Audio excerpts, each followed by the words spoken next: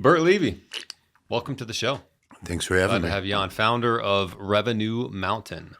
So you got some things with you. You came prepared. Maybe you're more prepared than I am. Who Nah, knows? I But- just, I have a few notes if I Okay. need to refer to them in case I get stumped. Well, let me ask you this. How would you, just to set context for the audience, how would you describe your area of expertise and what you do in a sentence or two? Recovering media professional that has managed to transition from major market media to solving problems in the technology space. And really my core focus is to help business owners grow their revenue, hence the name Revenue Mountain, Yeah. to grow their revenue through the effective use and procurement of the right technology solutions. When you say recovering media professional, what do you mean by that? Well, I spent 22 years in media, and when you have an opportunity to work at, what I'd call a top 8 newspaper in the market, in one of the top 3 markets in the country, LA, New York, Chicago. I mean, it was the greatest professional gift of my life. And there was just something really exciting about being in media. Now, again, I wasn't a writer. I didn't write for the paper, but I was on the business side. And So what did you do? well, I was really in charge of of advertising. I was the advertising director at the Sun-Times. I oversaw the entertainment division. So my biggest categories of business were motion picture entertainment, the Hollywood studios.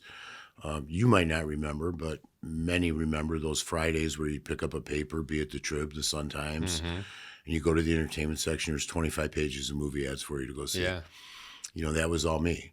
And That was the newspaper heyday back then too, right? well, I it mean, wasn't that long ago, but you Yeah. know what? You've got younger studio executives coming up Yeah. that really grew up not reading a newspaper, and so they immediately start to think that marketing's not viable. Right. And I could see it towards the end of the revenue starting to decrease. And I mean, listen, the only way I ever looked for a movie was in the newspaper and showtimes. And now everything became digital, and I started using that, and I could see where the transition went. Yeah. Because sight, sound, and motion is really the best way for them to market films when you can see it, Click on a like trailer. trailers, Yeah. right? Oh, for sure. But Yeah. the true way they marketed, the best way for them to market movies was word of mouth. Yeah. That's why a lot of Agreed. the studios do advanced screenings. Before the movie opens to the Yeah. public, Yeah. you'll come in 2 weeks before, you'll do a screening, and then hopefully you tell 50 people that I just saw the greatest movie, and that's Yeah. Still works really today. the way they did it. But when I say recovering, it was a lifestyle and a life that was just so electric, and then you move into other areas and they're not as sexy, not as glamorous. But you know what? I wasn't by selling advertising in the newspaper, which is really at the end of the day what we did. We were responsible for the revenue that made the paper run, that paid the pressmen, that paid the editorial people. Yeah. At the end of the day, I mean, I didn't think that I was doing so much to make the world a better place. And, when you get into other areas like now myself, I mean, just through technology, we can help make the world better through better technology. As technology works on being better technology, people have to work on being better people. And, so that's kind of where I say I'm recovering. I don't get up every day with the sexiness of you never know what's going to happen. I mean, I just remember like 9/11. Okay. When 9/11 happened, they're clearing out downtown Chicago. Yeah. My wife's on the phone going, "When are you coming home?" I said, "I can't leave." I said, "What do you mean you can't leave?" She goes, I said, "This is why you work in media." I mean, it was all hands on deck that day. You saw columnists like, Bill Zwecker and others, Michael Sneed. They're in the newsroom trying to find out what schools are open or closed. That's not what they do on a daily basis. Right. That's all hands on deck. That's the sexiness of being in media. I had a client in the building that day. I'll never forget this. Nancy Klasky, she was the marketing director of Century Theaters in Evanston. They're out of San Francisco at the time. And, who knew that 9/11 was going to happen? And first thing she came in, her sister was in New York. She needed to find her if her sister was okay. I gave her my office. I closed the door. I said, "It's your office. Do what you need to do." Mm. She found out that her sister was okay. And then we took care of our business. We were working on the grand opening of the Evanston Theater. And then out of the blue, she says to me, "God," she goes, "I wonder what a working newsroom would look like today." Okay, that's the sexiness of it. Maybe the wrong day. Yeah. Because I love taking people on tours of the paper, show them the presses. The That would be cool. newsroom, Yeah. right? Yeah. And I said, I don't know if today'd be the right day to go up there because it's pretty crazy. But I said, you know what? I have a really good relationship with the editors. At the time, it was Michael Cook and John Cruikshank. I said, let's go take a walk. I go, but we're going to navigate the perimeter. We're going to just slide along the walls. We're not going to be walking up going, what's going on? Yeah. And we were doing that, and I happened to see the editors. They're putting out an extra paper. Extra, read all about it. Yeah. At noon, they were putting out a paper, and they were trying to decide the headline. What do we do? Terror? Do we do unspeakable horror? Wow. And they're playing with different headlines and different photos. Yeah. And they saw us standing there, and they said, like it was a normal day, "What are you guys doing?" I said, "This is Nancy Klasky from, Century Theaters," and she just kind of wanted to take an idea, see what a working newsroom looked like. Wow. He says, "Here, come here, you'll help us." And he brought her over there. They showed her different images. She picked kind of what she thought, and an hour later, she's holding that paper in her hand. It was really that's crazy. So when I say recovering, you recover from that because Okay. that I'll never have an experience that will duplicate that.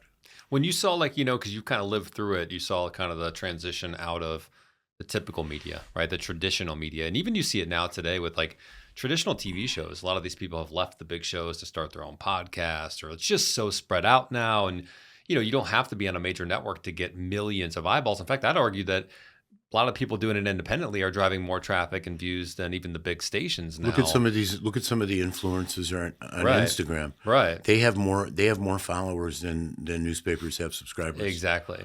So was it I'd be curious to go back. When did it first become apparent that the internet was going to replace traditional media and things like newspapers? Because you had to hear about it. And in the beginning, it was probably like social media or even AI in the very beginning, where it's like, oh, this fad, people are always going to still want a paper. They're going to still want to turn on their TV and watch the news. And then slowly but surely, you start to say, wow, instead of waiting for the newspaper, people can click on one button and they can see the article. They can click on the movie trailer. They can buy the tickets. It's just changed our entire way of living. And I think AI, we'll talk about that later, is doing that now. I'm curious what that was like. I started seeing it early 2000s, maybe 2004, 2005. The one thing where I didn't feel it that much, we were a major market, Yeah. big movie market. They cut the smaller markets first. They stopped, there's a way that studios buy media. They have market designations. New York and LA are AA markets. Right. There's a rule. If you run in a AA market on a movie week opening, you get facing pages, 2 pages. A market, full page.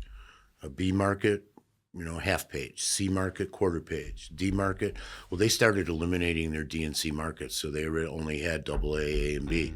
So if you were anything less than that, you stopped getting business. That didn't affect me. Plus, I had the Roger Ebert effect. Roger Ebert was my film critic, and I never had a studio that said, "I can't see you when you come to LA." It was always, and I'm not saying that.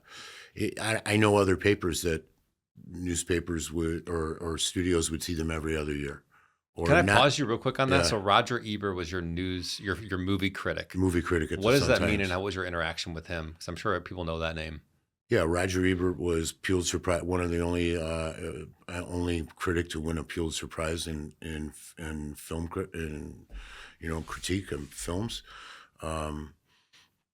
He had a huge voice, huge influence on the industry. Roger taught me more about life than he taught me about movies. But the one thing Roger did teach about movies is that you can do anything with a camera, anything. And if you look at a movie like Blair Witch Project, I think they filmed that movie for $35,000 on a handheld camera. Yeah. And made millions of dollars. You can do anything with a camera. I believe that with content, modern day content too. Absolutely correct. Yeah, Roger was fantastic, great human being, did anything he could to help us without ever crossing the line of integrity. He's never asked me once in 10 years how much a movie studio spends. Why? Because he doesn't want to know. He doesn't need to know. Right. He doesn't want to know that the film from, pick a studio, Warner Brothers, Disney, DreamWorks, whatever, that this week he's going to have to say that your movie sucks. He doesn't want to know what revenue could. Right. And I've never had one time a studio come to me and say we're pulling out of the paper because we got a bad review. Okay, so you're seeing the small markets go away. What's happening next then? The major markets are strong for a while, and then I think in about 2008 I started seeing bigger drop-offs. I left the movie category to take a publisher's job at North Shore Magazine, which was a product the Sun-Times owned. Okay. When I took over the category, it was about $17.5–18 million in revenue. And when I left, I gave them a $14 million budget. So I lost, call it $4 million in 10 years. That's not a lot of money when you look at it like it's only $400,000 a year, and I have other silos of business where I can conceptually make it up. Yeah. The year I was gone, the Sun-Times lost $6.5 million. And I lost what did I say I lose? 4 million in 10 years. 4 in 10 years. They lost 6.5 in 1. Jeez. And I'm not saying they lost it because I wasn't there, but that's part of the other problem that occurs with media these days is they're really putting unqualified people in jobs and hoping they hit a home run. Yeah. You're putting the person who replaced me had never sold a paper before, had never managed people, had no relationships with Hollywood studios. And it took me a while to figure it out, but I had a runway to learn, and I embraced myself in it. And I think they just expected the business to come, and it didn't. And after that, I don't think there was any recovery from it. And then you pivoted to Revenue Mountain at some point, right, over the years? Yeah, I got into the tech space initially through the outsourced HR space. It was a high-tech, high-touch model. Okay. I liked the industry, but I didn't love it. And fast forward the clock in 2021, I got introduced to three 29-year-old entrepreneurs that had started a technology consulting firm specializing in data automation, integration, and low-code, no-code application development. They brought in it was an 18-month-old startup. They brought in about $600,000 between the three of them, while also doing data architecture, the automation, the integration. And that was really their core competency was the tech stuff, not the sales stuff. Right. And they wanted to offload the sales. And they were smart enough, as I always say, most 29-year-olds hire 29-year-old friends. Yeah. I'm not 29. Yeah. But they were smart enough to hire somebody with a big network, well-connected, knowledgeable in the marketplace. And it really worked out well for both of us. I think I started with them in August of 21, and then in January of 22, I had about $350,000 of project work on the table for them to begin working on and billing. And two of these companies were billion-dollar companies that they never would have gone in on their own. And fast forward the clock 2 years, I have over about $900,000 in revenue to them. The byproduct of that success was I had tech companies reach out to me going, "Can you do this for us?" Yes and no was the answer. I can, but I can't. I can't do it on this platform that I'm on now. And even if I were to tell you I would do it on the side, what does that look like before 9 and after 5? It'll never work. No. Because at some point, I'm going to be forced to make an ethical decision because somebody's going to cancel a meeting that I had scheduled at 5:30 and move it to 4:30. And now do I work on my employer's dime on that? That's not a way I grew up. Yeah. That's not something I couldn't do it. I didn't think it was right. I didn't think it was ethical. I didn't think it was moral. And so hence the birth of Revenue Mountain. Most people start a business and they have to go find clients. I had the clients and then wrapped a business around it. And I created Revenue Mountain around many of the things that I've done reasonably well in business and leadership. If you are not growing in revenue every year as a business, is your business slowly dying, do you think? Well, one thing I like to say is if you have a business with no revenue, you don't have a business, you have a hobby. What if it's just flat? Flat is the new up. Flat is the new up. What do you mean? You know, listen, some years we used to see it in the newspaper business, you know. I know what you mean. If you did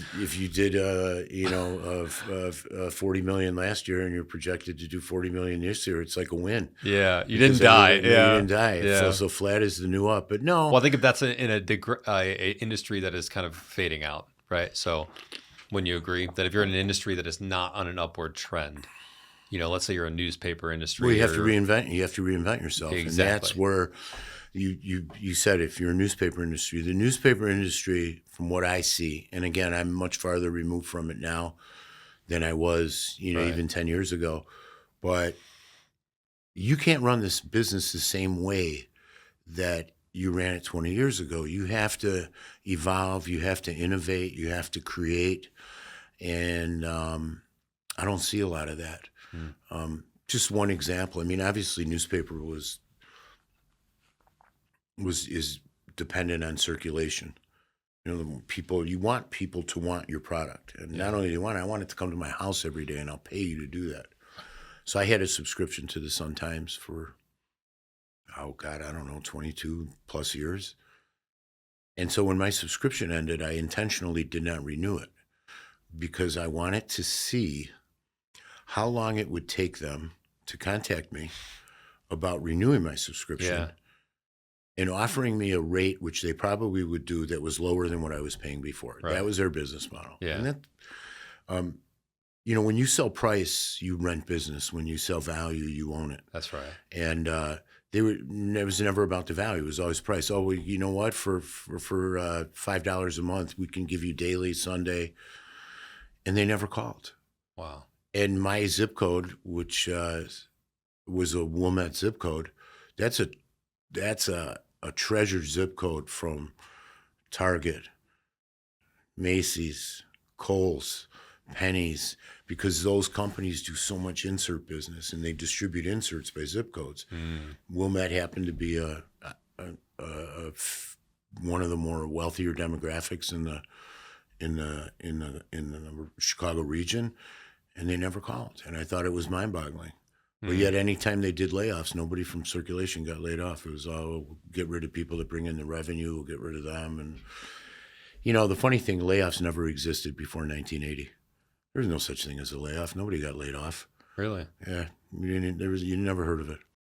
But Well, what would they do if they were in a downturn or maybe do more business, maybe work harder. It just wasn't an option to lay people off. I never really saw it happen before 1980, and then all of a sudden it became a trade chic thing to do. But now with the tech companies, like, we laid off 10,000 people. It's like, Jesus. Now what I would do, and this is just me, instead of a few people suffering a lot, I'd have everybody suffer a little. Yeah, so what does that's that right. mean? What does that mean? I'll go to a furlough program. Everybody in the company, from the janitor to the CEO, got to take a month of unpaid leave. You don't have to take it all at one time. You could take a week here, a week there. You could take 4 weeks in a row. Yeah. But everybody has to do that. That's what we need to do to survive. Well, you know what? You just cut everybody a 12th of their salary, and they're jumping up and down. They still got their benefits. They still have a job. They'll figure out how to make it work. It hurts a little, but not a lot. And then what you see happening in a lot of these situations, when you just lay people off, you say, I'm sorry, you can't be here anymore. We're having a bad year. You got to go. So you say you lay off 15% of your workforce.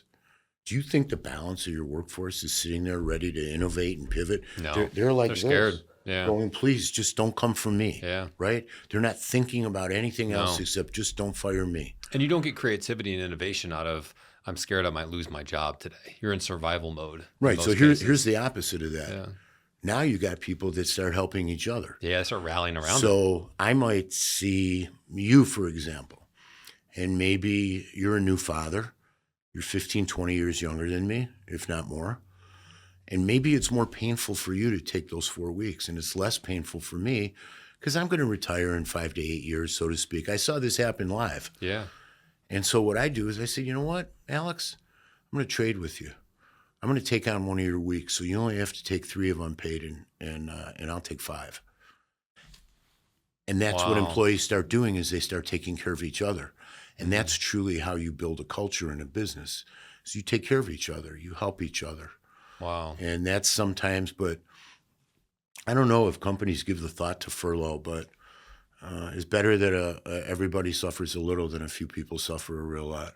I do like that, especially when you sometimes hear these stories about how they laid off 1,000 people, but then the CEO is making the most money they've ever made. And to me, it's just like, how could you feel good about taking them? I mean, especially most of them do not need the money, It's like, I don't know how you wouldn't say, hey guys, I'm gonna lead the way. Getting a bonus on the back of somebody that you laid off, Yeah, terrible. is horrible. I saw towards the end of my tenure at the Sun-Times, and this isn't something I think you would read in the newspapers, but somebody came up. They needed to cut costs, so they wanted to sell the paper. When Jim Tyree and his Mesereau group bought the paper, they wanted to get rid of it, and they wanted to sell it. And I think they were in the process of trying to sell it to Michael Farrell, who wound up buying the Sun-Times, bought his way into the Tribune, and then bought himself out of the market from bad behavior. But they were trying to figure out ways to lower costs. So they got every senior leader at the time. I was not in that room. You're talking head of HR, head of editorial, associate editor, head of production, head of advertising, head of finance, head of legal. You got all these people in a room, and you said, we need to cut expenses by, I don't know what the number was. I'm just making it up. Yeah. Say $5 million. If you guys can accomplish that as a group, we have a pot over here of bonus money for each of you. And I think they all split a couple $1 million. So what started happening? Bob Jones makes $225,000 a year. We can cut him. But they don't stop to realize that Bob Jones, that $225,000 he's making, he's handling $90 million in revenue, Right. which is way more than the $200,000 he's making. Right. And this is what happens when you have bean counters running businesses, is that you start looking at numbers instead of people and relationships. Because when you let people go, and some of those people are your best relationship people at any business, you're killing yourself. Yeah. And they have relationships there, and other people start leaving and things like that. So that's what they did. They laid off a bunch of people from Yeah. the paper, good people. And I always say you never mess with the revenue generators. The people that are bringing in the money, you got to keep. For sure. And they all got paid. They all got paid for blowing up somebody's life. Yeah. And I thought that was wrong. Well, we got a lot of founders and entrepreneurs, business owners that listen to this show naturally. And everyone I talk to, no one's trying to not grow their revenue in 2026. Everyone wants to increase their revenue and their quality of life and all that stuff for them and their teams. Where do you start in a business? If you want to grow the revenue for a company and you're coming into that company and you're going to look at everything, where do you start? I had a saying that I used when I hired people, and it was hire for character, train for skill. And a lot of businesses don't like doing that because that's, oh, he doesn't have experience. You don't have experience. If you're worth your salt as a leader, you'll invest the time to train somebody because they're bringing you, the things they're bringing me, I can't teach. I can't teach passion. I can't teach dedication. I can't teach hard work. So if I can find somebody who, has those qualities, I'll invest in them and bank on myself and my team to coach these people up. So it all starts with the people. Okay, so you look at the team. You say, who do we got? Or are we all aligned? Is it the right people? Do we have the right mindset? Are you a we or a me? If you're a me, I'm pretty much not interested. But we've done a great job, back in my corporate days of hiring a lot of we's. So we didn't really have that problem. And what if you got someone that's maybe not as hardworking, or they don't have that initiative, or you kind of got to come to them with? So you're saying I inherited him because I wouldn't have hired him. Right. But Exactly. You come into a team. Thinking about more, you come into a new company now and you're evaluating. Somebody's listening right now, a founder, entrepreneur, and they're thinking, all right, we want to grow our revenue this year. How do we do it? And so you're coming in, you're saying, all right, well, first let's look at the team. Let's break down, do we have the right people in the right roles? Are they performing? What if you have someone that's not working as hard, that is not just, doesn't have the initiative, the passion? It's like, you got to follow up with them every time you want something done. right. Well, I think when you start to set the boundaries for developing culture, which is usually all the things they don't like, effective communication, hard work, making volume of appointments, calls. And the other thing too is I want not just people with those qualities, I want problem solvers. That's Problem right. solvers in every business. If you can solve another person's problem, you become invaluable. And that's kind of how I built Revenue Mountain, by solving problems in the tech space. And when you could solve problems, it was never about, it should never be about selling somebody something. Like if you've watched any of the other podcasts I've been on, or look at any of my posts on LinkedIn, which I'm sure you have, Yeah. I never pitch product. Mm-hmm. That's not me. Yeah. I try to give informative information. I try to give information that people can learn from or maybe Yeah. grow from. And subliminally, what you're doing is you're just selling you as a human being. And if you sell yourself in the right way, if you sell your corporate vision and the people behind it in the right way, they're going to want more. Mm-hmm. And that's where the business growth comes from. Well, I got a quick story on the team thing. So I recently fired my podcast manager, and he's overseas, he's offshore, but he's part of our in-house team. And I fired him because I had to let him go because he didn't have the initiative, didn't have the follow-up, he's bringing problems, but not new ideas, problems, but not solutions. You'd have to come to him with every little thing. And at first I went into, let me spend time with him, let me coach him, let me train him, maybe he's missing something. And after a while I said, I just don't think he has the right ingredients for this particular role. He's not a bad person. I just don't think it was what I was looking for. Someone to take it, run with it, come with new ideas, see problems, solve them, do things without even me asking. It was a really independent role. And I wondered if I made the right decision. I was thinking, did I make the right decision? Or maybe I just should have spent more time with them. Burt, I brought in someone new a week later after he was gone. They're doing things he never did. And he's doing things that this old person, not old, but like this former podcast manager. Veteran podcast manager. This guy is doing things the old podcast manager wouldn't have dreamed of. And he's taking initiative. The thumbnails are better. The titles are better. I'm not even having to ask him to do things that he's just, boom, doing it. Hey, I saw a problem over here. Let's think about reworking our process here. Hey, I saw this was a little bit low. Let's see if we can increase this. I've got some ideas around it. And I thought, this is what I was looking for. And the message that it taught me is like, when it comes to your content team or your team in general or whatever you're building, have a standard, have a bar. And and you got to have standard and bar for yourself. And I now have a sign behind me in my home office that says excellence. And it's, I demand excellence from myself and I demand excellence from everyone else. And if they don't meet that standard, I will work with them to try to improve on it and give them a chance and opportunity. But if they can't, they're gone. And that was the best hire I made. And now I'll still spend time with them, but it's taking us to the next level, not trying to keep up. You get to work on your business instead of in your business. Bingo.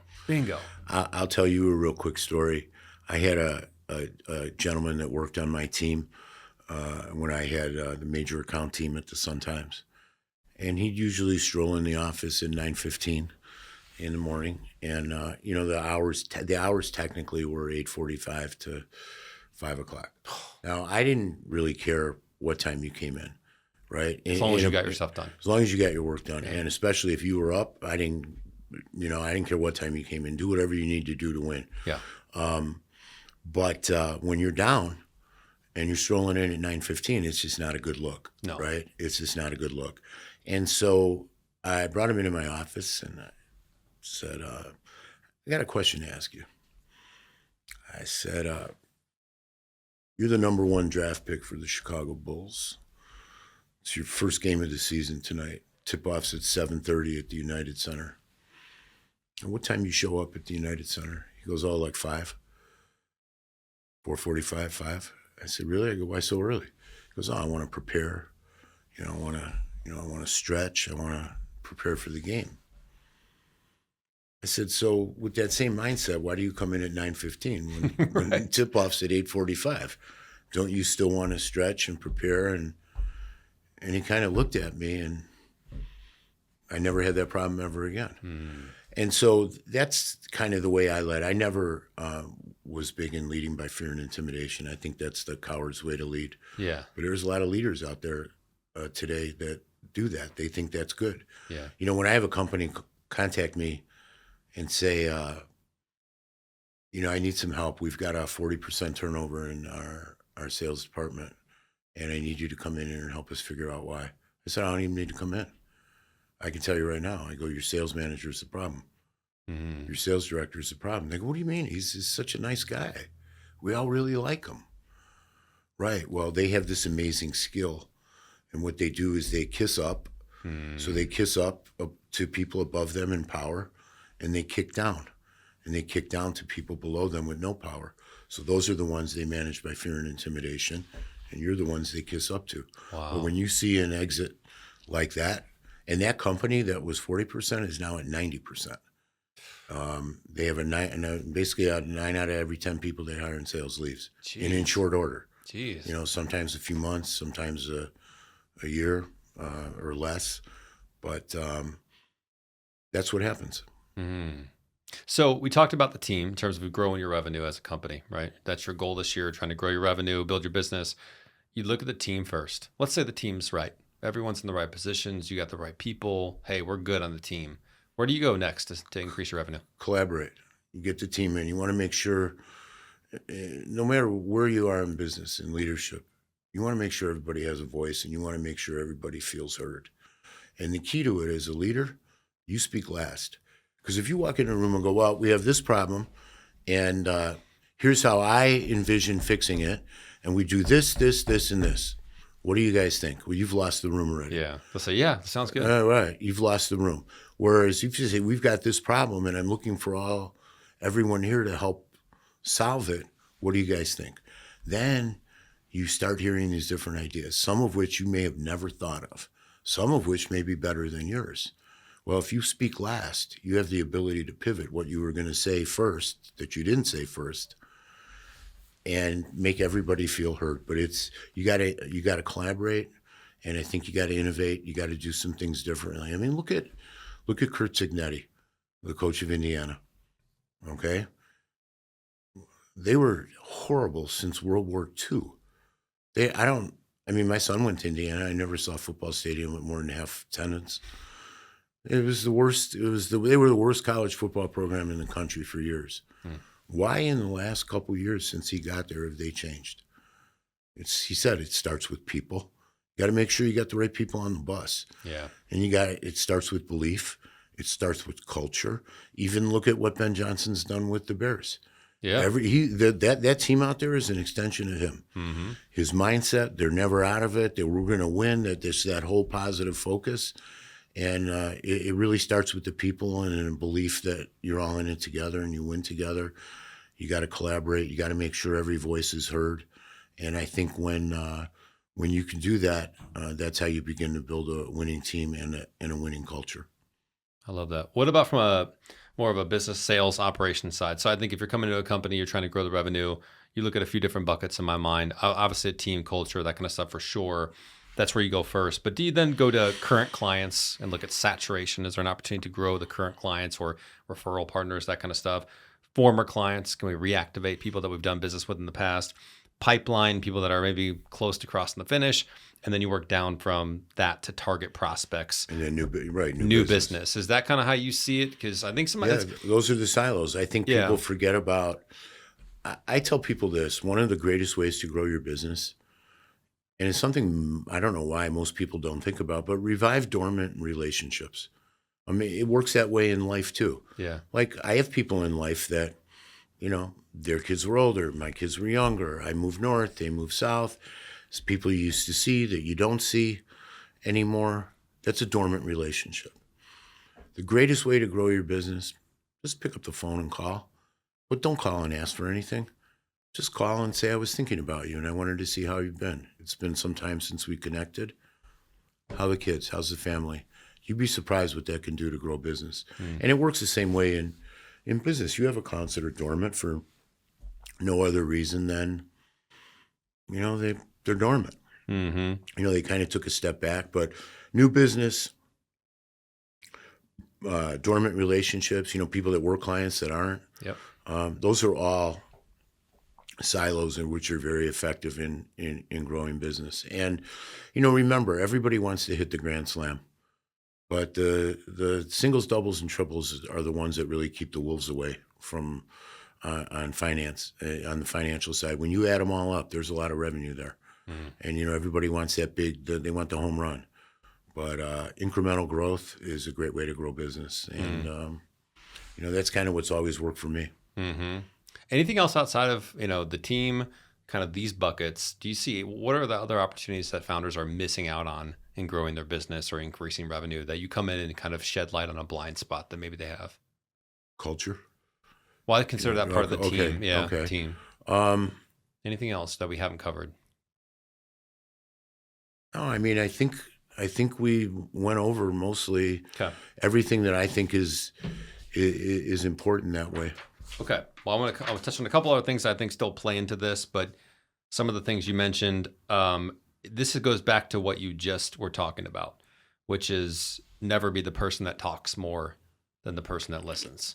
Especially, maybe when you're a podcast guest, you do got to talk more than the host probably, but in a sales conversation, and you did a post, you were kind of reflecting, I've got it here. Right. You were reflecting on 2025, going into 2026. I thought Asking there's some questions. really good wisdom in here. Yeah. I'll read off a couple different things I think our audience can benefit from. You said, win fast by asking better questions. I've closed more deals with curiosity than bravado. The smartest people I've known are the ones who ask more questions than they answer. That's 100% true. That's a good one. Because most business owners love talking about themselves or talking in, so give them that opportunity. And just like when, kind of in the game we all play, networking or connecting. We met through a client of mine in New York that introduced us. That's connecting, that's networking. And in that space, I think it's important to, how can I put this? I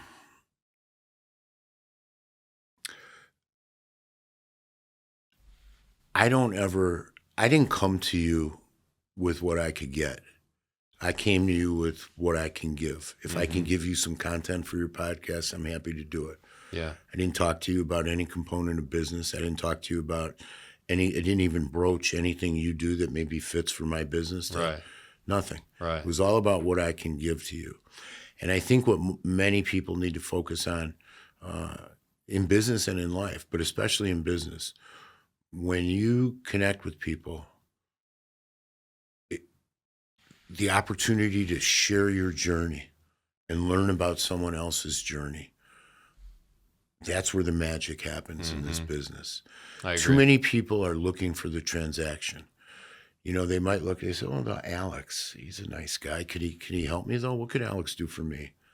I don't really think Alex can help me. I don't really know if I need to meet with him.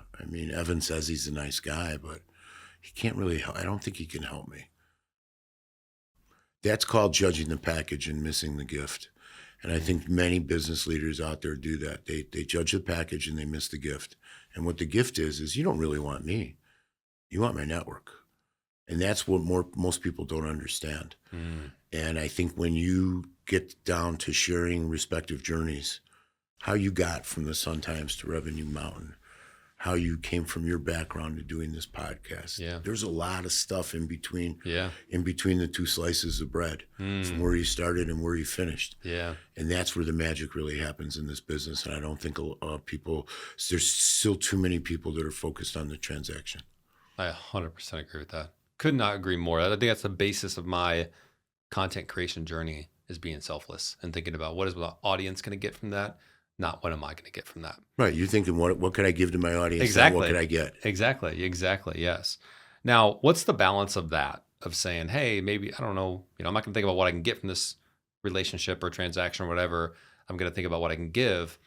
I could see someone saying the counter argument of that is, well, if you do that all day, every day, you're not going to have time to, actually get shit done or do your business. What would you say to someone that says that? You're giving away your time too easily. No, because the one thing I tell people is you have to budget time for making introductions, responding to introductions. And most people don't do that. They're like, I'll get to it when I get to it. I talked to Alex today. I told him I was going to introduce him to 3 people. Well, if you don't budget time to do that, you're going to wind up not doing it. And then Alex is going to look at you and say, I don't know. He said, you can't promise stuff and not deliver on it. Yeah. So you've got to budget time to do that. But I think that giving is the independent variable on all aspects of a successful life is just giving. And it does truly come back to you. Might not come back to you tomorrow, but it comes back to you. And people always remember, I come to every relationship with what can I give, not what can I get. And it's worked out pretty well for me. But I don't know if I really answered your question. No, you did. You did. I think you got to look at the time. You can't, you have to get shit done, right? So you can't, network 24/7. But I think to your point, know what time you have, budget it in. And then, but more importantly, the mindset of coming to every interaction with what can I give versus what can I get? Last at the beginning of last year, I noticed the business climate was a little shaky. People were waiting to see what was going to happen out of the White House. They were nervous. They wasn't sure what was going to happen. And I never really thought about that. But I did think of one thing is that never let the weather of politics affect the climate of our ideas.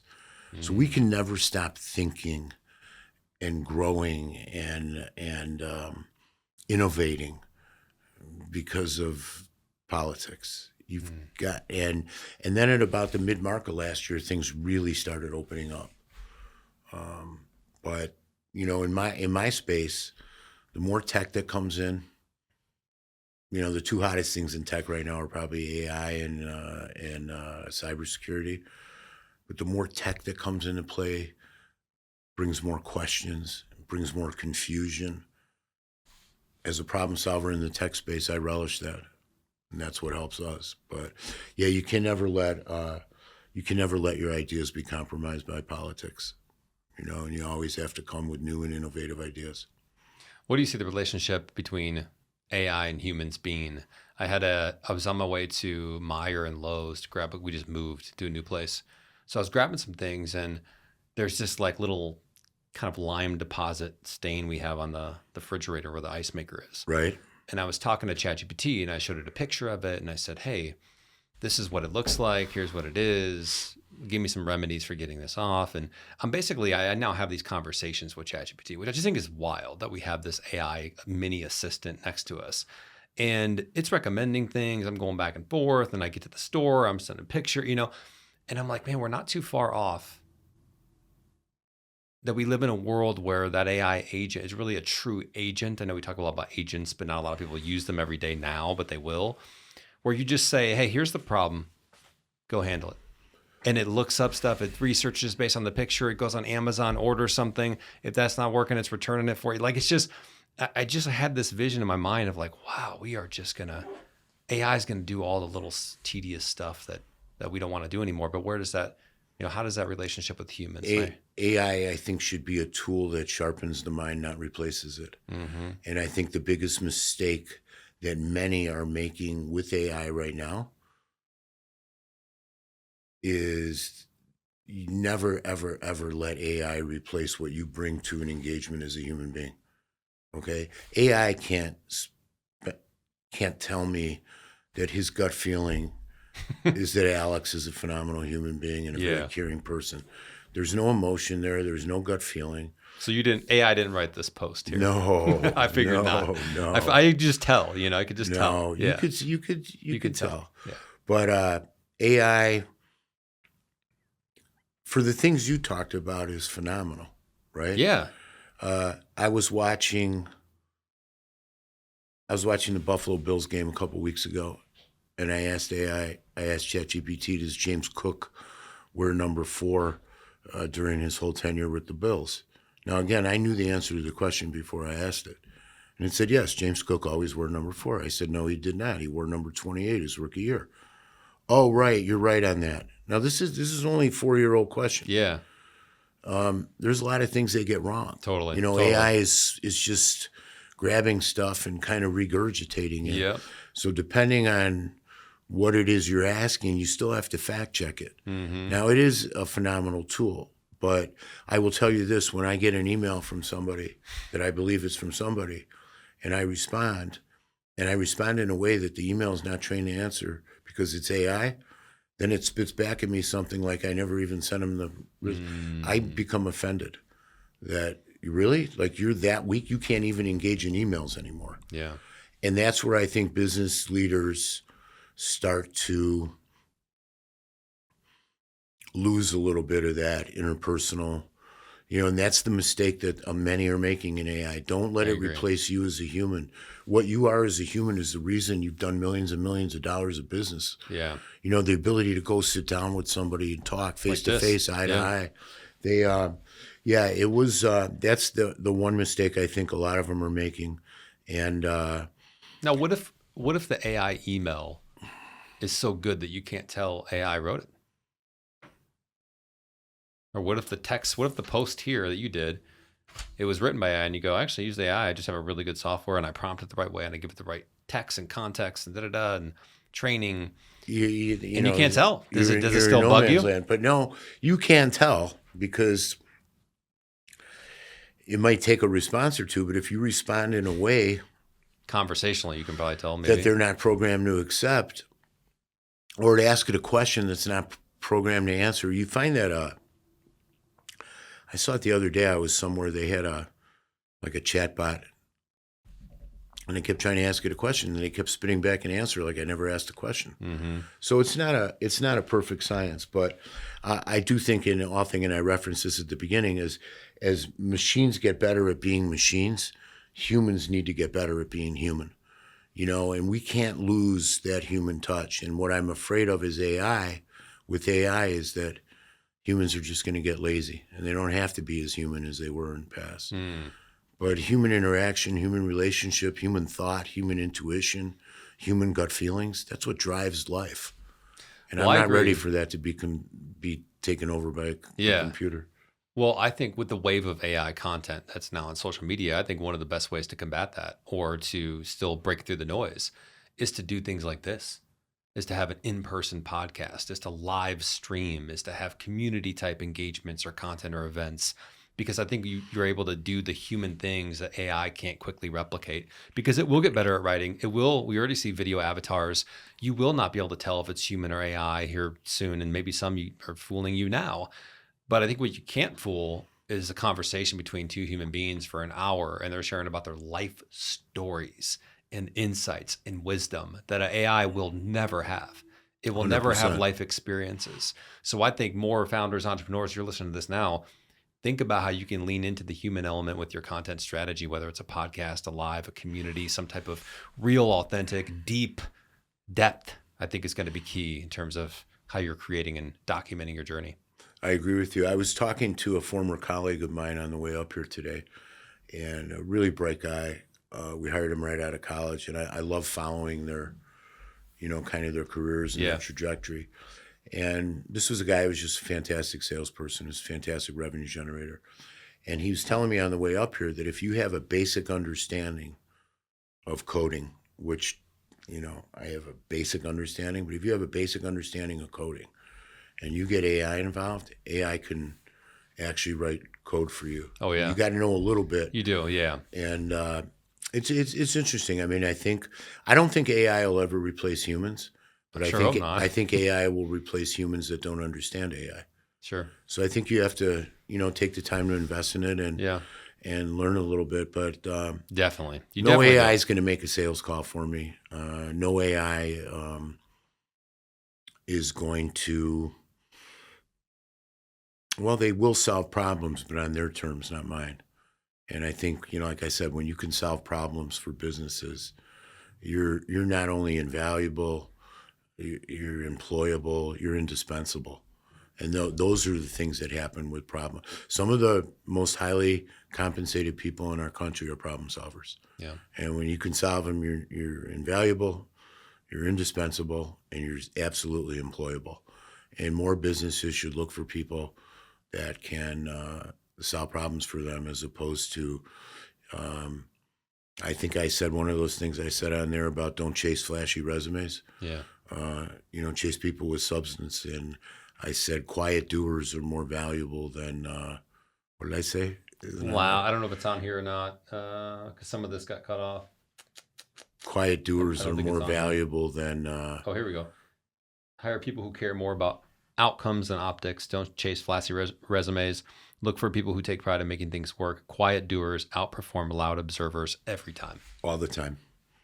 Just that guy that sits there and grinds it out. That's my podcast versus manager. everybody going, yeah, I did that. I don't. Mm-hmm. So those are important things. But Yeah. it's the people component of a company that'll never end. And if you Yeah. hire the right people and build the right culture, you're going to have a great company. Yeah. Burt, I want to end on this. This is one of the things that you put in your post on LinkedIn that caught my attention. It says, life gets richer with each decade, not because it gets easier, but because you stop pretending it should be. Break Right. that one down for us. Well, I think, as people say, as they get older, right? If they get older, life should become easier. No, it doesn't work that way. But when you understand that nothing's really given to you. I mean, true, as you get older, you need less. When I had 2 kids ready to go to college, I needed a little bit more, and my kids are out of college now, and I can afford to listen. I would have never started Revenue Mountain when my kids were about ready to go to college. Yeah. Right? I needed a little bit more, but yeah, life doesn't get easier, but if you navigate it the right way, and really expect nothing. Most people have an expectation that life is going to get easier. Well, it's getting easier. I've worked. I've paid my dues. Yeah. It doesn't work like that. Expectations are really truly the blueprint for disappointment. So I always try to tell people, expect nothing from anyone, and you'll never be disappointed. But when you just understand that with each year comes more wisdom and comes a better understanding of how people navigate, like we talk about givers and takers, right? There's givers and there's takers. The takers may eat better, but I'll tell you, the givers sleep better at night. And I think that's important to see. And you I think they also eat better over time too. They what? I think they also eat better over time too, the givers. Absolutely. But I'm saying in the short term, I got you. Yeah, I got you. I agree. They I had something I was going to say and I lost my Sorry, train it's of thought. my fault. I blocked you. That's all right. The the givers and the takers,